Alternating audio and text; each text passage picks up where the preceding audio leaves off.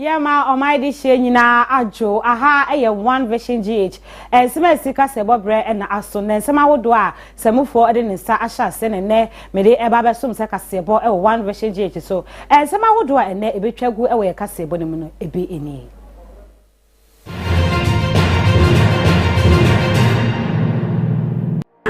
Igp-James Oppong Boanuh ene dai wode ne dwumadie nyina aba na wieye police for won kramantem ho aye osom kase pa e de ja opanyi kase yi ekwan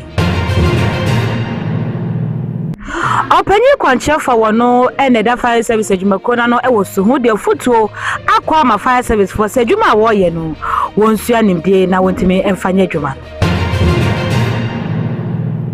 Adisia ewo tema community 23 edi kokobonsem akwama TDC se wanhwe ye no wansa wakwan a ene na watwe besimi wo beye oye che dendenden pa edi tempanyfo yi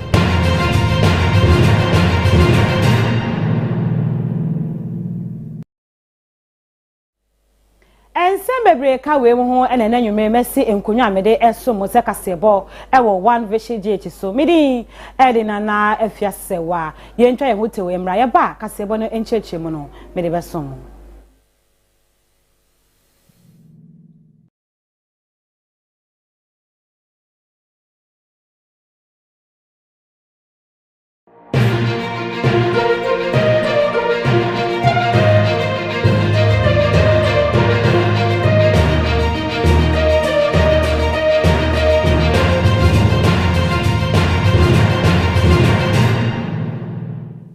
Yama ahwefo nyina akwaba afemehye ensem na se ana mehye ase won kramantem ya ene dai ena ye papa James Oppong Boanuh IGP wodi ne dwumadie nyina eba na wieye na dwumadie no asene police for won kramantem a eye wosom kase pa elija papa yi ekwan na ebra omo eye wosom no ena DCOP Most Reverend George Arthur ede ensemi etudwa na efuto chenchenche pa no de ma IGP na ensem a wokai no wo se James Oppong Boanuh ekofie won rese na busua obeka omabo mpa no abenbe wo mu enu achi no won hwe na pomudin ye won kodiri cheche so ema enkofa yare bia emfa mbre no ne kura no ene wode afutuo ekoma aprosifo se wonya adwumaden won hwe ye no amanyeko bia mehye won tem amfa mpapamu ambre wo madwuma wo mu eye no. Word of God, Ecclesiastes chapter 3 makes it clear and points out the reality of life. There is time for everything. A time to sow, time to reap, time to begin, time to end. This pull-out ceremony for you, the outgoing IGP, Mr. James Oppong Boanuh, indicates your exit from the police service after many years of dedicated service. Congratulations to you, sir. Like St. Paul, see this pull-out ceremony as a crown of honor. The Ghana Police Service is grateful to you for your dedicated services. At your graduation from the Ghana Police College, now Police Academy, more than 2 decades ago, you were given the mandate to start work as a police officer. At the age of 60, when you attained the compulsory retiring age, you were privileged to be given extra time to play on. Today, the final whistle has been blown. Mr. James Oppong Boanuh, stop work. Hand over all police accoutrements to the Director Logistics. Hand over the keys to your official bungalow, the key to your office,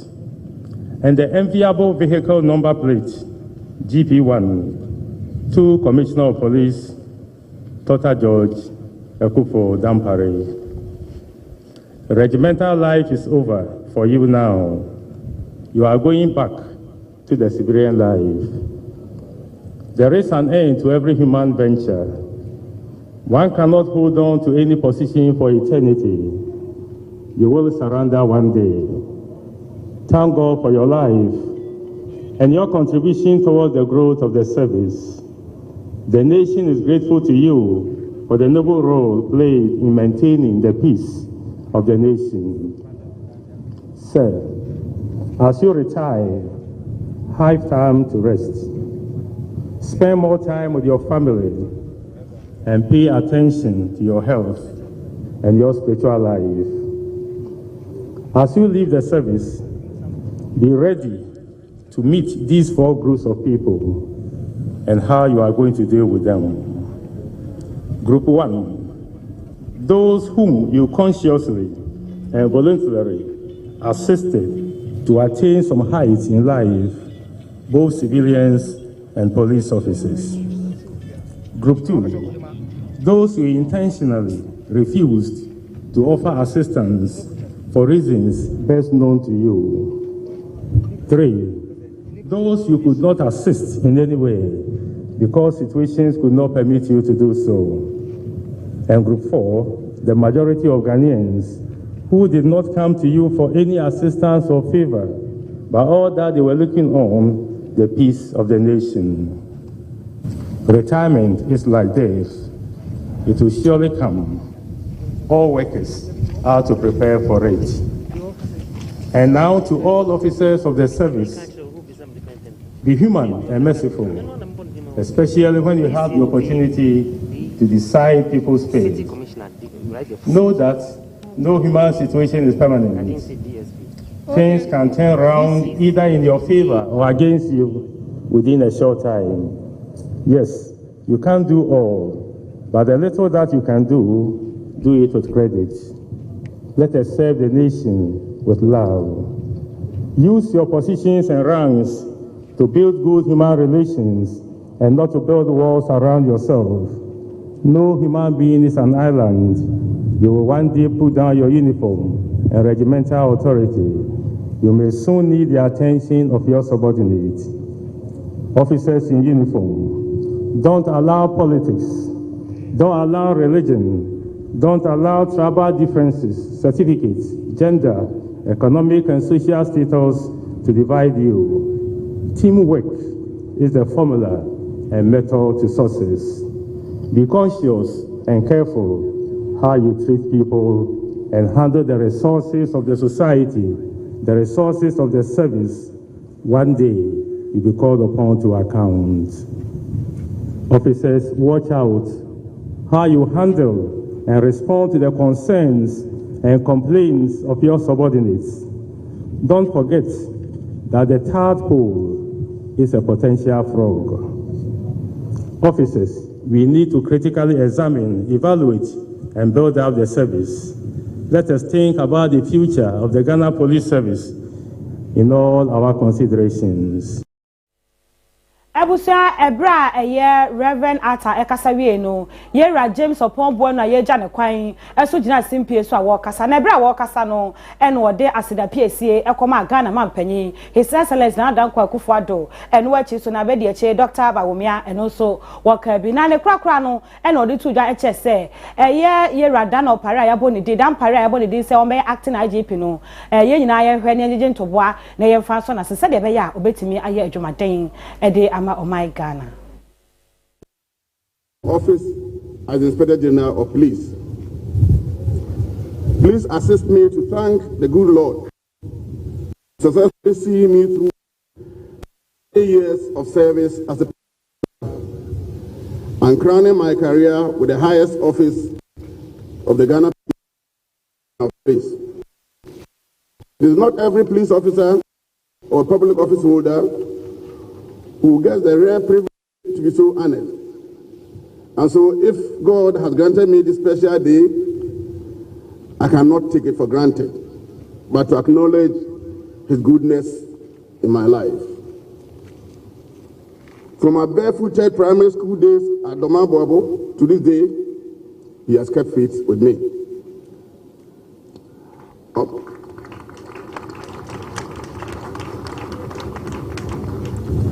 On behalf of my family, I wish to express my sincerest gratitude to His Excellency, the President of the Republic of Ghana,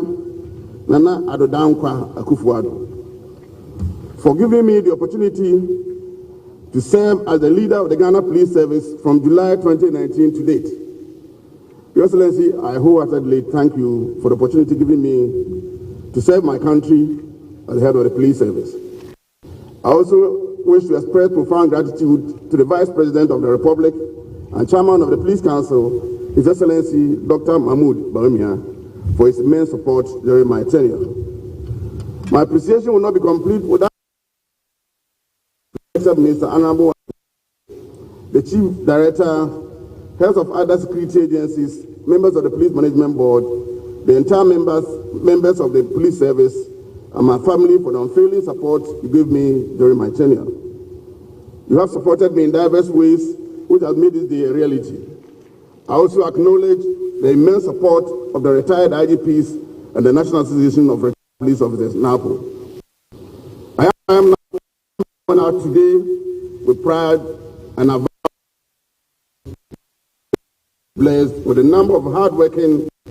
officers who are going to support and continue from where I left. Ladies and gentlemen, my professional path to this day has not been so rosy. A number of turbulent experiences and some fond memories. Guidance and wisdom to navigate around. It's inevitable. I look back with pride, knowing that I have significantly contributed my mettle to the achievement of a number of strides in the service. As noted by an international musician, Celine Dion, quote, "Goodbye is the saddest word," unquote. Particularly when it is meant for people you cherish so much, but when the time becomes, you have no option but to face the reality. I'm leaving the scene at a period that Ghana has been ranked by the 2021 Global Peace Index report as the second most peaceful country in the sub-Saharan African region behind Mauritius. It is important to underline that the role of the security agencies, which are internally led by the police service, cannot be overemphasized. In the midst of resource constraints and other organizational challenges, we have supported our dear country to attain this global accolade. I believe we can do more to become one of the most peaceful countries in the world with the right leadership and policies, and the continuous regular supply of man-needed resources to the service. It is in this vein that I want to urge all personnel of the Ghana Police Service and the good people of this country to give the necessary support to the incoming IGP and his administration to effectively discharge the core mandate of the police service to maintain. Ghanaians need nothing but a peaceful environment to guarantee economic development in this era of the emergence of perpetrated by a network of organized criminal gangs. The new IGP can only succeed when it is accorded the requisite support by all and sundry. The police service has undergone significant changes over the years, and I must say that has come about dedication and perseverance from a number of persons who sometimes defy sacrifice their limits. It has been such a great honor and delight to have worked with some very able, dedicated and loyal senior and junior. I sincerely thank all for the contribution of our civilian employees who play their role entering the civilian life today with assurance that my doors are open for any advice, inputs and guidance you might require whenever you need that.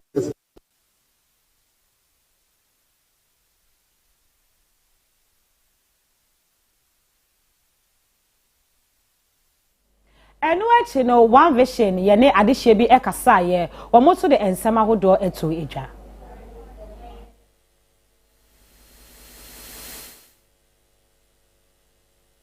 Mediani aposifo nyina yere aga na ha ne wiase nyina obi ani mese te won kapa party na ya to ache won aposifo nyina omo yere ne me enti se afa no nipa ko ba be ware police ni a wa ma mesi me so a ontimi nya police ni enware e che se mimi krum no medo omo e wiase nyina adwuma e de pa ye police na ye krum no ye de ye kan se ye wa omo awu ya nwa omu emobi mefa se no ya sesa no ya wa omu anyankwa because ya wa omu ni omu yewu a obi baba be fa omu aware enti no ene eye mi kunu pani mo be ye adwuma no oye ni yie en ye do no se kunu nti ene na ye gya ne kwan nti ye ya dwen se ene ayire mu nyina ye beba ne aba be gya ye kunu pani kwan nti mu hu ye wa ha na de ntia ye ba ha no aposifo nyina yire mepacho wo enadwumadie no ba no se ne wafa wo ho no se bi ase soloku abai wafa ho se wukunu no ba no wo ho aye fe na dwumadie no se na wo expect na wo hwe no mu kwan no sa pepepe na wo hu Unim say me first time I experience IGP aye ja ne kwan enie because there be anu me yedede ese mi kunu mu na mi kunu mu bet trust me ntimi nya adaje emba bi da because there be my busy but then na de mi nua pani ne madam Faustina ando coffee eno yes onua udwabuo mu kura jai na bra be witness ekwan ye fa so ja mu kunu mu kwan because me nim say me gidie ne say daachi bi ya me nso medru ho na say yedru ho na me kunu ya friend IGP na che say me amahu say the me cha no area say na ya hwe ye James Oppong Boanuh IGP retired sesi a wo ba ye wa ya posifo nyina ayiri wunim posi adwuma nim wo mse wonya atade no nhye bi na so inside out nim adwuma no papa na adwuma wo boy ye no sen na woka say exams yanka be ma ne say exams me unim say I say me kunu me do mu nyina nti there is no way I met me aka so onya 99 and I wonya 100 ni oye bia so many e kire say oye me kunu pani obia ni wa woni ni kunu da sorry aba bebisa ne say wukunu ene wadidi ana woni di ya na say wukunu ma chop money a oba wodo ni kunu obeka cho say de me kunu ye nye de me kunu ye bia na me foa ne so enti no me danya me aseso ma ne say boni bia nka no na mom watimi adi eda ye de ma ne nyina awie ye beja no kwan na sesi ano wukunu COP dampare wo ba wono so no ede na wo hwe ne mu kwan oh sawa wo sha the man himself, the man with swag. Yen aposifo nyina yere ani me kura no mu nyina ye do no ye pese ye ka che ye kunu se ye do no bebre ne mom eba wo ben de ye pese ye ka che ne se ye kunu mu ne kwa adwuma na ene ye bete ye se ye boye kunu ba akutuo ene ye bete ye se ye boye kunu mu ba akutuo akromfo atake wo mu ene ye kunu be kra ye se wo kwa adwuma ba beba no na ya nte asempa nti de ye besere ye kunu pani a wo ba ne se adesrade ye kese omo ye kunu akwan ye obefa so betim de aboye kunu mu ban a akromfo no so ebegbohu e wo ye kunu mu no eno na ye sere ne se obetimi aya amaye odwumadie na nkasa de ehunu ne na akoso kama say sana ne yehwehwe se be yehwehwe so se emre bia no se sisan ye ba kubie mu a o se ye na eyefe na akofa wantu bia ehunu se eye service no nkoso nti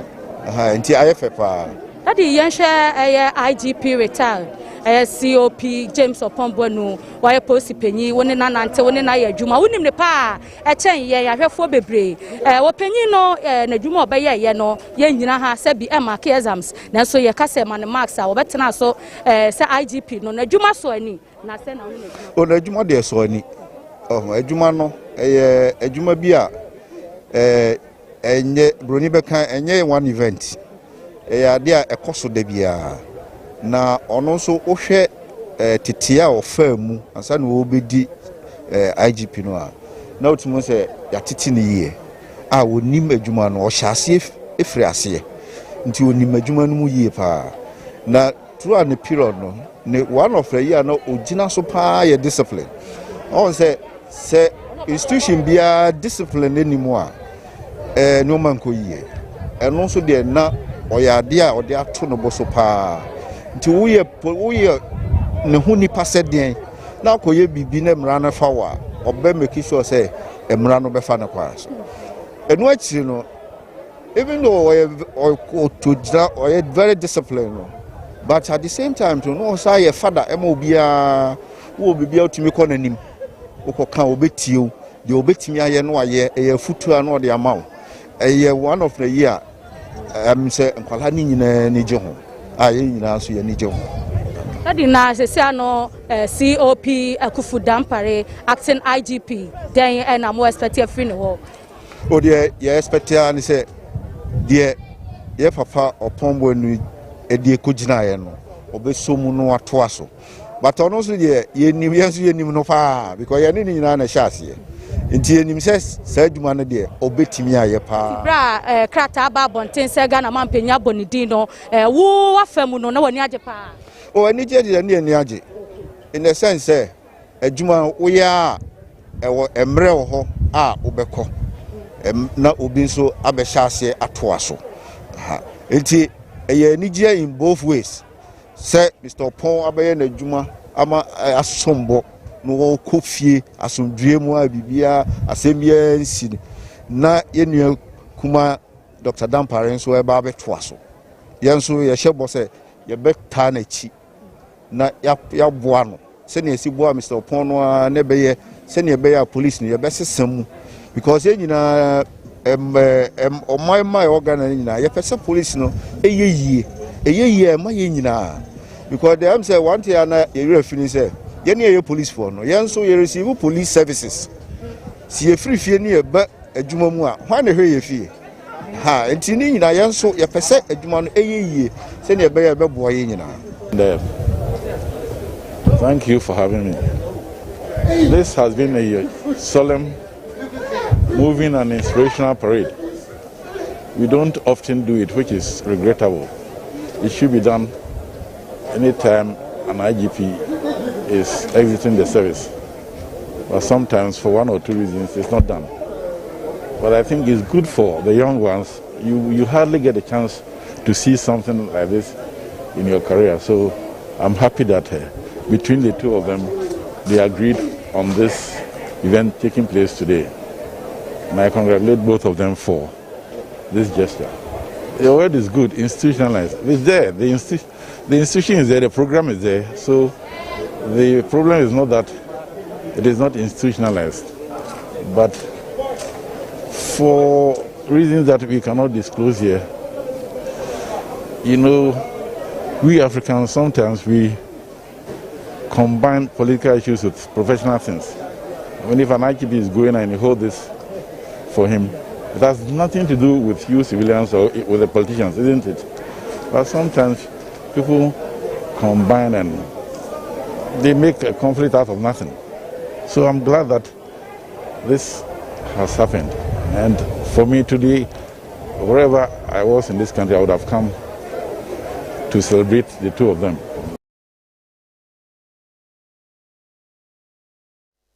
Abusia metwa ensam no so ana mede mani kire eyesu na enkra fi oba ekira opanyi kwanchefa wono ene da fire service adwumako na no ewo ho eye maami Jennifer na ya lekwe wode atoja eche se fire service adwumako no wo mu anya adwuma wo mu nsua nyansa ene nimdie ewo madwuma no se de be ya wo madwuma abra wo mo ye no ebekọ wano ede ama wo mo wode sase wo nyina atoja ebra na wo kọ aprobo ewo so hu mensi no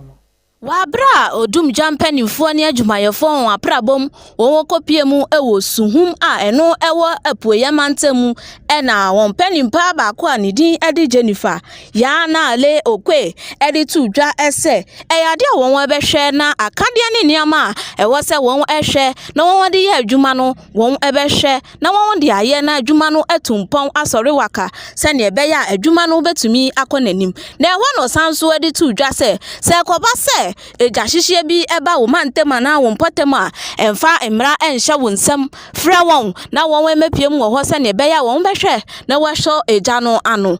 enu achi na won ekosue ewo eye suhum ohempon a ono na owo apoyamantem osabarima ayi kofi ena so eno no so editu nsentwofo anim se eyade a eye odumdwafoyi ewose won ehwe se ne be ya won webetutu won adwumayefo no bi akọ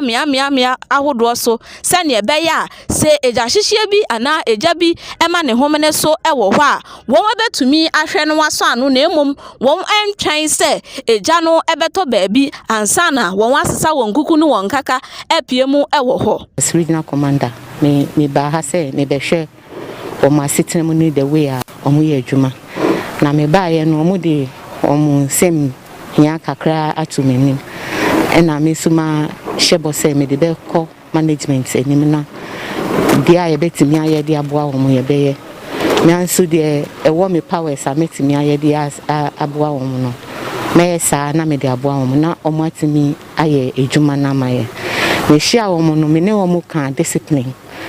ehun asem me fi se eyade a ehia pa efie de bia ye ka che ye se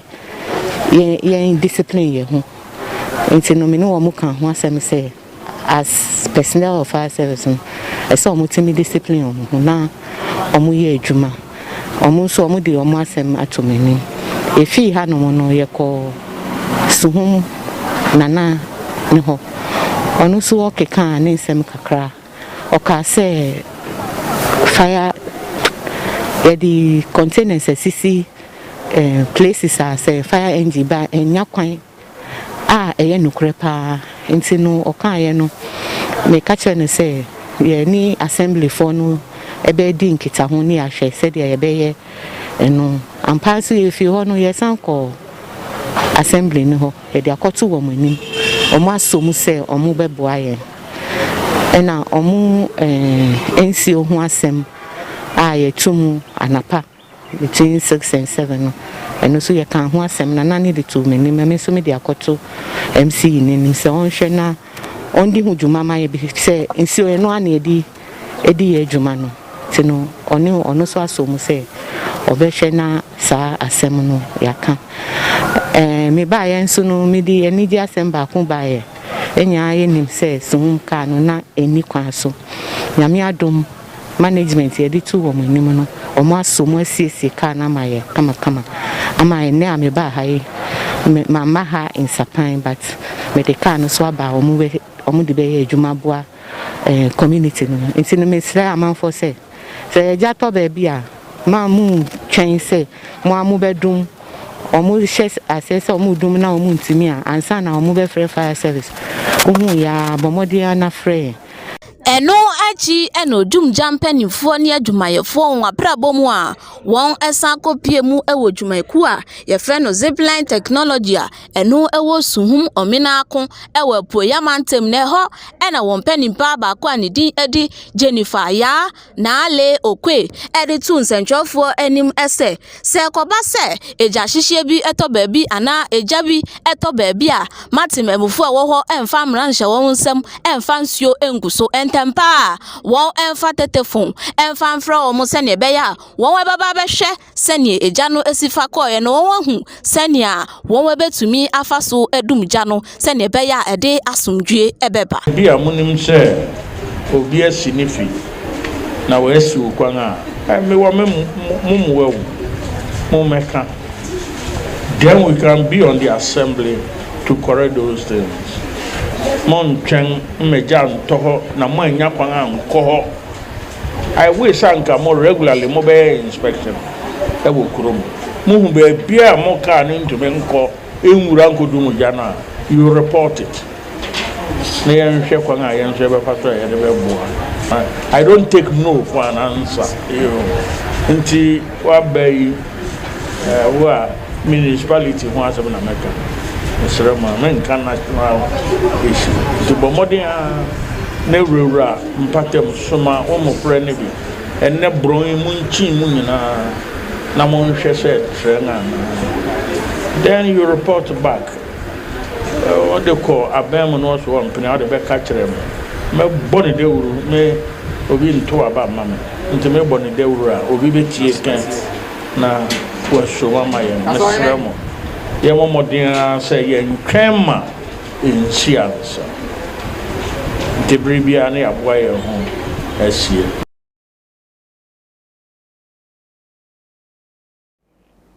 Me boshi na me de meni ache asempra so na enkre free woba echa osofo be de echa wo hwe ensahwe wo ensem so ononyafo mako kre mante kopie mu ewo ho na bre kopie mu na futo de ma Ghana fo nyina ne se ye hwe se asomdwe ne nkaboma ye wo ewo my Ghana mu no ye be kra mu diem na ye nje mu se de bra no ebeboa ama empuntu akoso ewo my Ghana mu wo de sansem we nyina etodwa ebra na ye Emancipation celebration ewo asempra so Asempra so heritage garden garden bi a ache ewo man mu ye pa se ye katete niema ache ewo man mu a garden yi enso edi mu akotene na enka ne tete na abrofo no edi enso no se wo beton koa no efri hanom na wode won kwa wodi kan ede omo fa honom esanse garden e ben eso pranti no ode won fa ho ema won kodware o madware a etwato okra ansa na wode won akọ Elmina Castle na ode omo afansuo so akọ abrochire na opanyia oda Ghana Tourism Authority Ora Yere Roberta Dawson Amwa Ebeka Bibi Efa Jumedia Afi Watu Nidi Mienu Eye Panafest ene Emancipation Ceremony no Obeka Bibi Kakra Efa ho na afe nso Obetwe die nti a oto sa Jumedie Edin Panafest anase Emancipation Ceremony no enso. This year's theme for Panafest is Securing the African Family. Our wealth, our health, our wealth, our soul.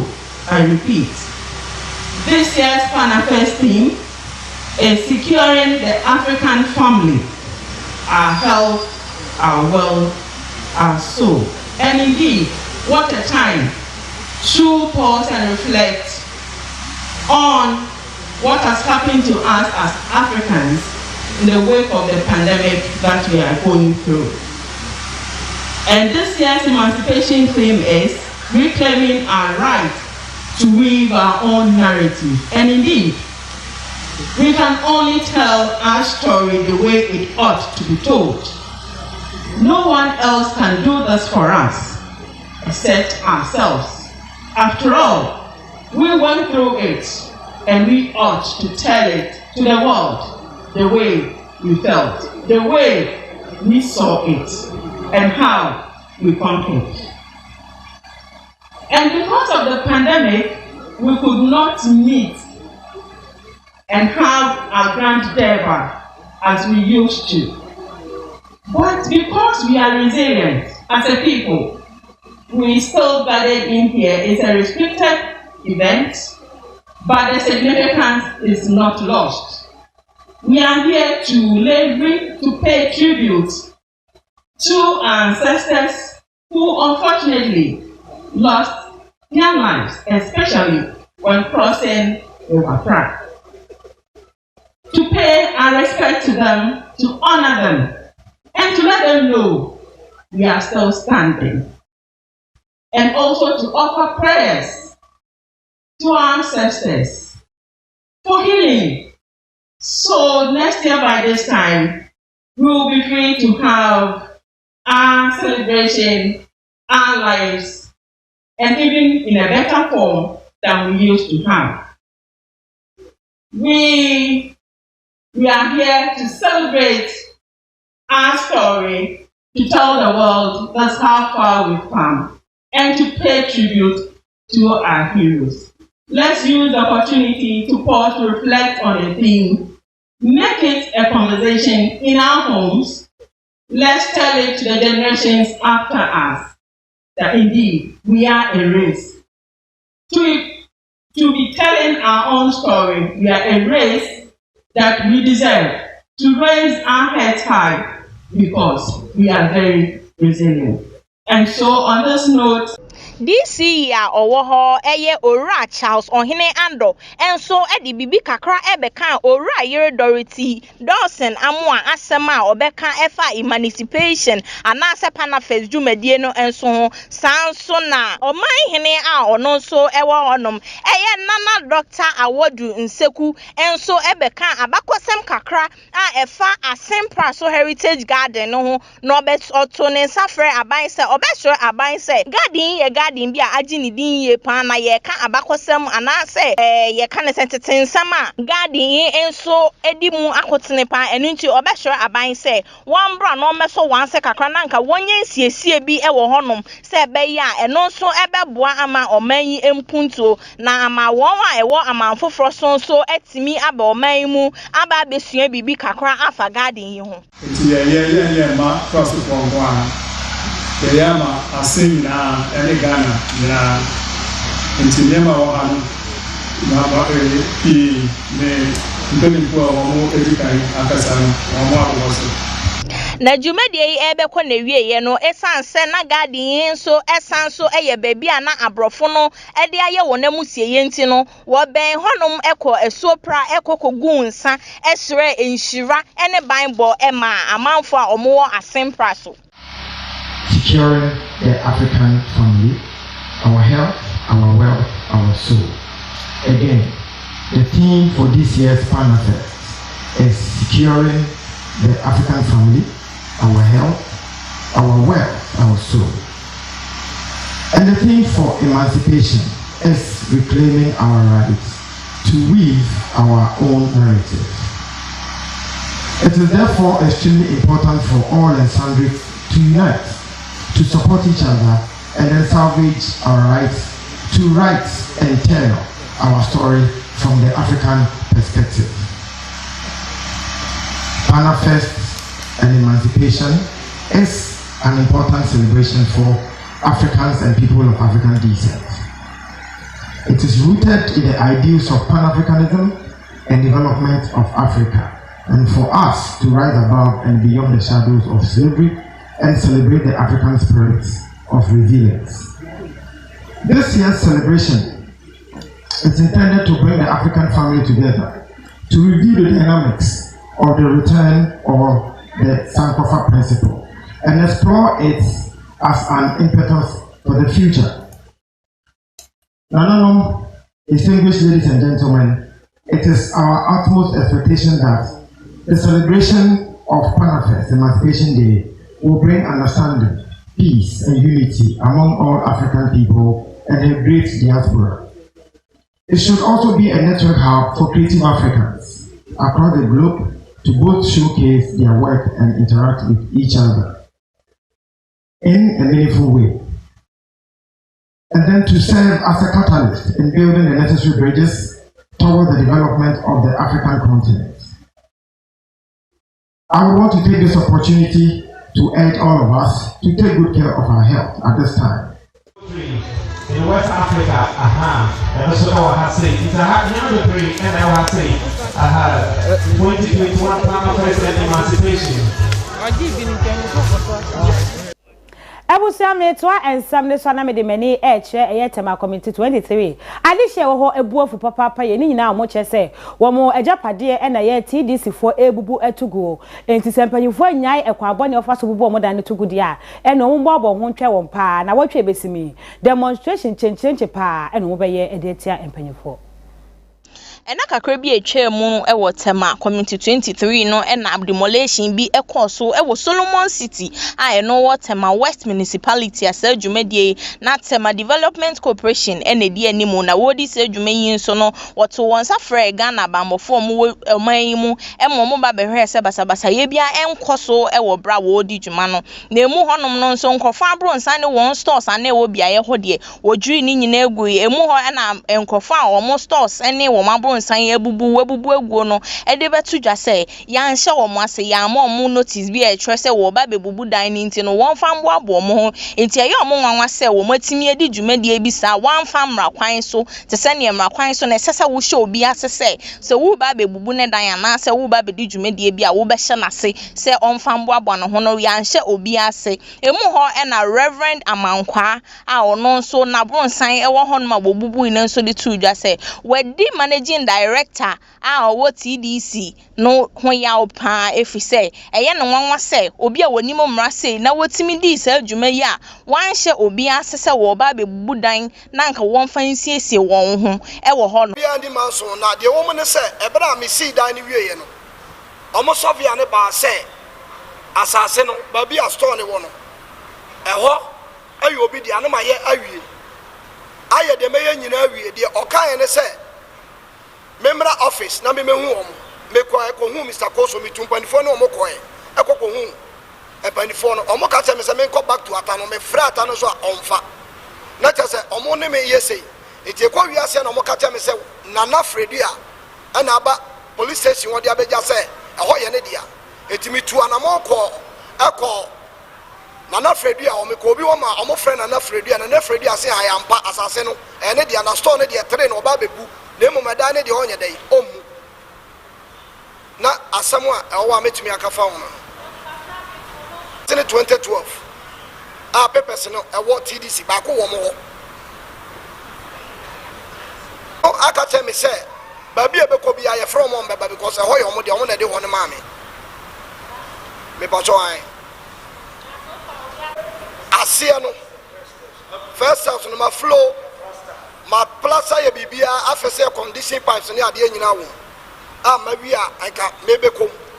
eno ma ba ya misa akoya ba ya asem ti na se me ko report asem no Timako reported what Tema Harbor police station. I'm on my inviting and pay me free or by any. Many I for now come on more cultural monuments. Our market says, and your mother to baby could be on Mobeba.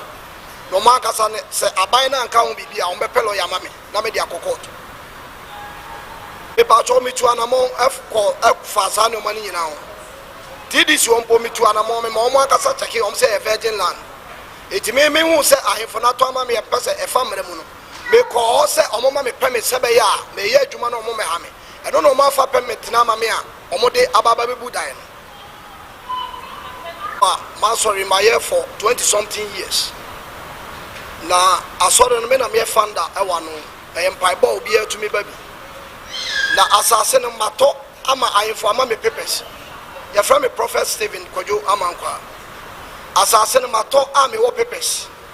I inform me papers. It minim branti me to an amoko, this is a moment me permit. Sabayam Bayer Jumana on Mehame. It may koya mankotobia, it may mammy bako and a bedi any mumami. And Oppong MD Nesse or Bayan. Now, your toss are sending that and to me, yes, she. It may call or penny or my penny be any ma penina Emma order say. Omofa assassin mammy Emma Mote me peppers. As he so stamp. Our peppers no I met me a show pepano. Almost so stamp as I dem assassin the peppers no bako I that TDC. And I said, Omode Baba Bebu a dino. As someone, I met me, I can't afford. Afei nso amanfo a won so yasensan won adan ho ne won stores ho a enche bia wo beba bebubu no nso eyeto won sa afra aban se won bra no ma metu nani hwe won afi se wo mu nim ne ekoso a enu nti no wo bubu won stores a wo nam so mo mutimi ensatimi kom ano no enti aban ne mpanyimfo enhwe no munye bibi emfa ho akra de kwans na bato aba ya de kwans ene bato aba ya hwiri koso do pekoko benya do pekoko nya so benya ene sai ya toba na mamu nese kokodru se de tumi samonsa na ya kwa hu kire mu a wo betimi tine kire wo se woni ska ya nka asem ma ho me de be ka sa ba wieye masem a meka ne se opani a woda eye Tema West wada wurma asemi ba ya wate sabia so be me na wuntimi ka cham sa wonte wate ama kodwa man kwa ba ufie wada wurma Ghana ha yede enyahwe na ompra be se wuche yeni abre nana yesre wada wurma me wani na tumi a wode amankrofo no wo mo hwe se party a wo mu no wo mbeja din papa ama enchiri ma yeba akanfo se yebodi samra anya yebodi tumra gusu anya nana mani abre me kan hu bi wada wurma nana yenyina nim nyuma pa na baba beye mesre wo se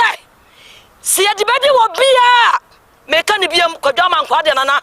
wada wurma wo cha wada ni mesra nana ji akwara ne dan ma no nana ji akwara ne dan ma na ne diem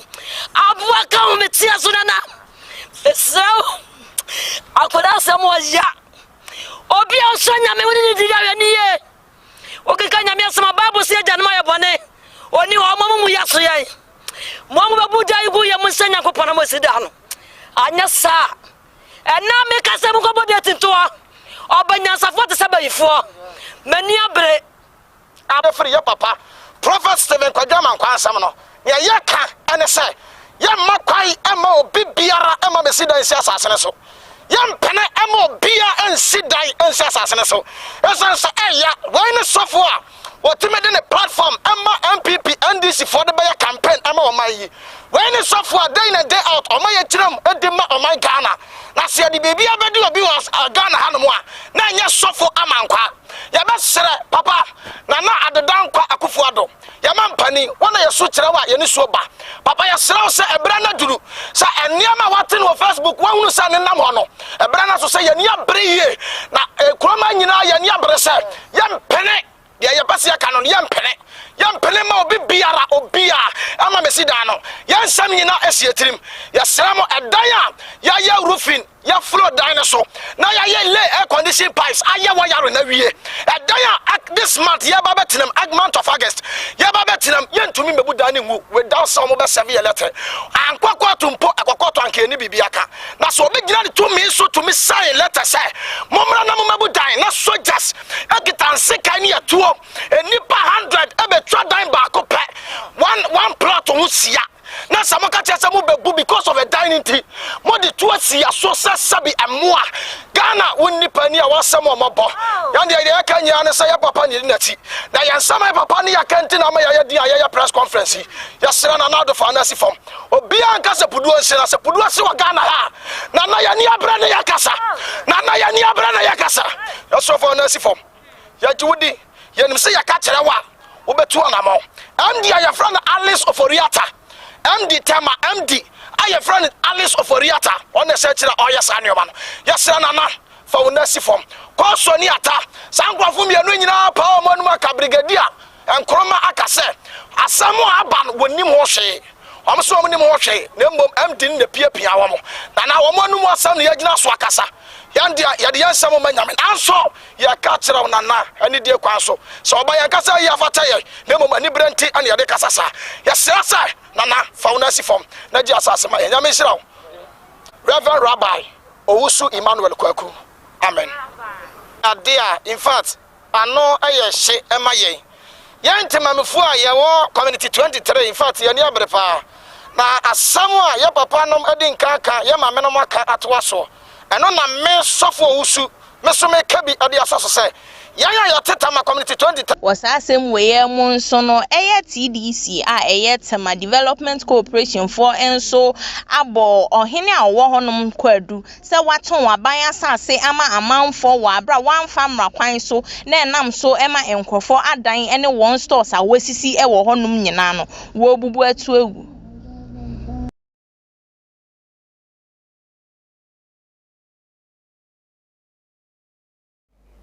Abusia kasia bono ese na ansa na yebeko no ye was surprise bi e de ma yahwefo nti omume enkohwe mra sisi a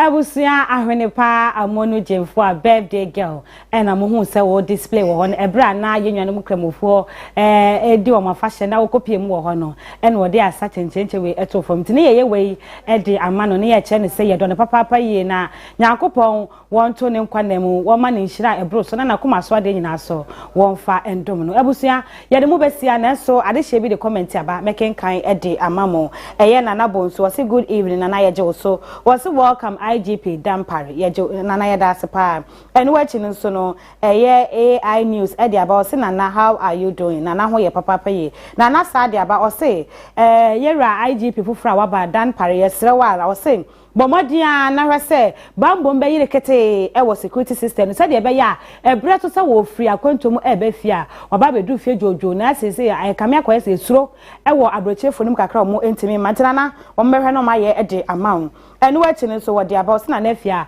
you are looking fabulous nana thank you me da sepa nya me wonhira AI news so de about say I'm doing great okay nana esade ababim o say James Oppong Boanuh berima be ye bi na so wa me ni nyina mpa wa me ni nyina ntene wo de na nwuma de ni nyina e ba na wie ye eno echi no so na bonsu sade aba na oche say oh a police for yiri omo ho fe pa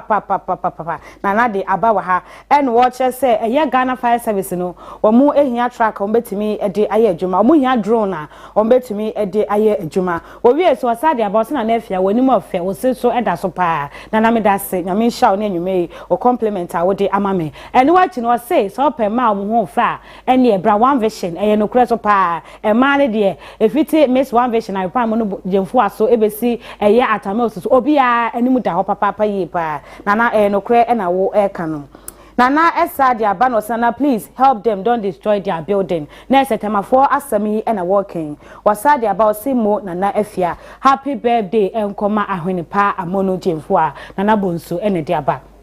And I will say a commenter, Adishebi at the buy and making kind at the mammono. Yademo ebesia na bentrenat, a boy a chi dominating the casiboy ever so more. While going to 1 for dino. Nature quite a tie for Norway, Opposite Prudential Bank. Number no a 0559 61 4765. The number would be Eddie Jumano and no H in Google Drinks. Macacho said, Nay, Amonu, Jim for a birthday, no, any a try a brand copa, and Gia and saying Yadiji and Yaka crack a na say akwakoda ye mo bibiara happy weekends nyame ya doma adwada so one vision wana se de dwumade no ye de baba so midi ede na afiase wa ye da production team ni nyina se yes ekono happy birthday biemu enkoma ahwene pa amonu jemfo a